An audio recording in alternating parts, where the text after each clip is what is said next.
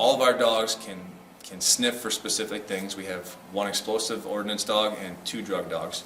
All of them can search buildings, all of them can track, and all of them are trained in suspect apprehension. But in the last 10 years of the canine unit, there's been 1 suspect apprehension. The dogs are not used as a use of force.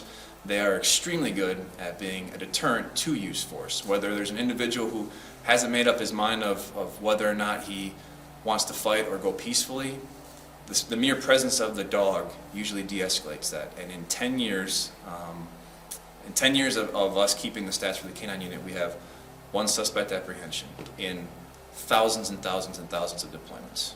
Our community is extremely fortunate to have the dogs that we currently have. We operate with 3 canines, 2 detect narcotics, 1 detects explosives, and all 3 are able to apprehend and track individuals, whether that be criminals or elderly walkaways. The community really doesn't see a whole lot of what those dogs are able to do, but the quantity of drugs and controlled substances that have been taken off the streets since I've started as a canine handler till now is astronomical. The number of fugitives that have been taken into custody has really made officers' lives safer. People don't tend to want to harm animals, which is a good thing. They don't want to fight with our police dogs, which is a good thing. So they tend to give up without any kind of use of force. Through my time, I had 48 apprehensions with my dog, and not a single one of them was a bite. It was all compliance. It's a really good de-escalation tool, and now we've brought this dog out. We've been able to take this person into custody, and nobody had to get hurt. We didn't have to get hurt. They didn't have to get hurt. Tracking, we've had a lot of success tracking people that have victimized the community. People that have committed very violent crimes and have fled on foot. The dogs have allowed us to catch these people before they're able to further victimize anyone else. Every day, my partner Zool and I are out there primarily doing narcotic sniffs, making major arrests, taking severe drugs off the streets, and also supporting patrol and other specialized units in the apprehension of dangerous individuals. So really getting to see the work that we put in on the front end pay off on the back to support other units is by far the best reward. We have a partnership with the Green Bay Packers. We have an explosive ordnance dog, Ian, and his handler, Dave Schneider. They are an explosive ordnance detection team, so they will go out prior to any large events. They will go out prior to Packer home games and Badger home games. They will do explosive ordnance sweeps. They also are for the use of any suspicious packages. They will respond and be utilized that way. Our explosive detection canine team sweeps regularly for special events, Oktoberfest, License to Cruise, Mile of Music, dignitary visits, Green Bay Packer visits, visiting teams for the NFL. He also goes down to Madison events and sweeps those areas as well for any and all explosive devices. Large portions of the city are searched before any big event just to ensure the safety of our community. I'd say the most rewarding part of a canine handler assignment is getting to see the direct impact that you have in the community. Particularly as a narcotics canine handler, as well as the dual-purpose SWAT and patrol canine handler here at the city, I get to directly affect and impact arrests that affect public safety. One thing I've always liked about Wasco is his temperament. He has a great temperament. He's able to turn it on and turn it off very, very easily. We could be searching a building for a bad guy, and he's now in his hunting mode. He's a predator searching for his prey.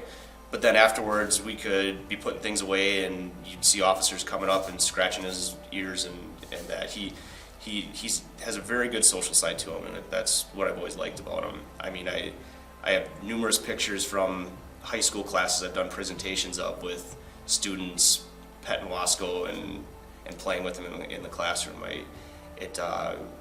We put a lot of work in to keep our dogs under control as well.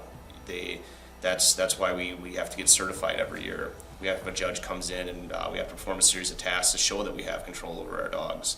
And I think it's important to take those steps and to put all those hours of training in so that you do have complete control over your dog. But mean is definitely one thing that these dogs are not. These dogs are not violent. They're not overly aggressive. They're trained to do a job, and they enjoy doing the job, and it's play to them. It'd be really no different than a house pet who likes to catch a ball or catch a frisbee. Ours are just trained to catch people. Their nose and their sniffing is 90% of what they do, at least 90%. They're able to detect minute traces of either person or controlled substance odors, which then allows us to either find a bad guy or find drugs. But realistically, they're nice dogs, they're happy dogs. We don't have inadvertent bites. They're not there to attack and maul people. They're actually trained to cause minimal amounts of damage. The things that really appealed to me were, one, how these dogs, how they can be used to keep officers safe.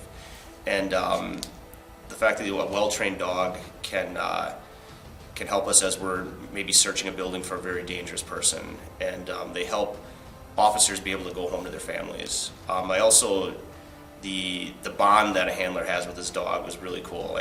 You don't see that. It's different. It's different than just having a dog that's a pet.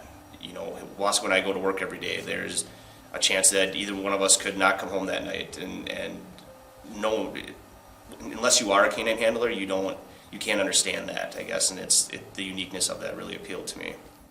The best part about working for the City of Appleton Police Department is the community in which we live and operate in.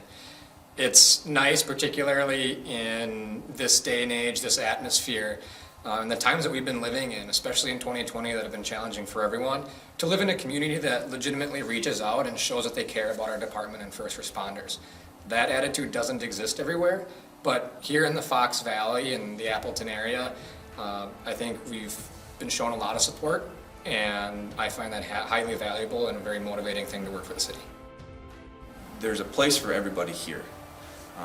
And finding that place and excelling in that place, Appleton affords you that opportunity.